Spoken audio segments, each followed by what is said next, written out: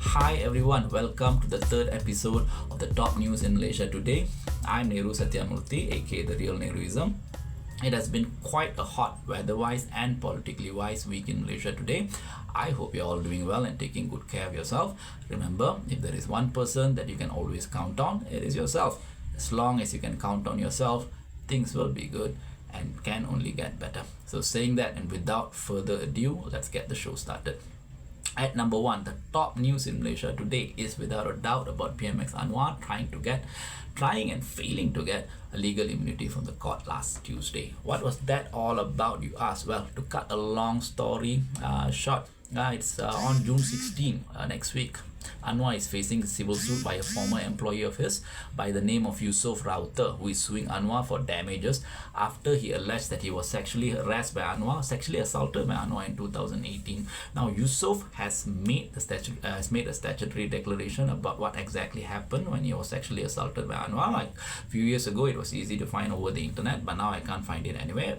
But from what I remember about reading Yusoff SD, which sort of reminds me of porn fiction, to tell you the truth. From Yusoff's description of what happened to him, you should imagine what happened to him to be closer to a case of Yusoff, who was 26 years of age at the time, having suggestive words, gestures and flashing thrown to him supposedly by Anwar, who was 72 at that time, rather than a case of physical assault or rape or anything of that sort.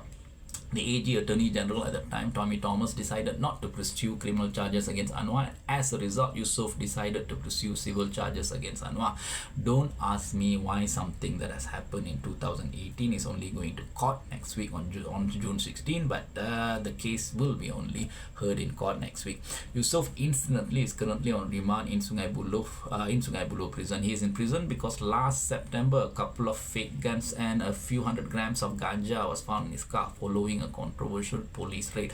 Now, there's a reason why I'm calling the police raid controversial. I'm not the only one who thinks so, and Yusoff himself is calling the firearm and drug charges against him to be a frame-up. I will add a link below for you to see why the charges against him sounds a little odd and incredulous. But my point here is that there is a lot of question in many people's mind as to whether Yusoff having his car raided in September last year has anything to do with this impending civil suit against Anwar that is about to go to trial in a couple of weeks. This question might be in our mind, especially considering that Anwar looks like he really doesn't want to be dragged to court to answer Yusoff's charges, to the point that just last week, at the very last minute, Anwar's lawyers were petitioning the court to provide Anwar immunity from the trial under the pretext that it will impede his constitutional duty to act as the Prime Minister of the country.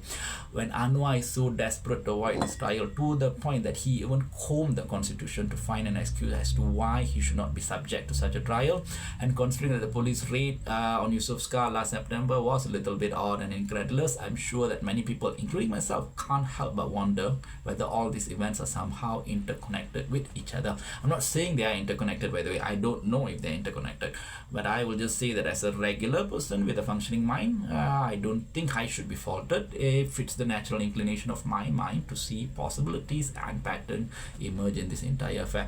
To be fair to Anwar, if I were in Anwar's shoes, I probably wouldn't want to attend this trial either.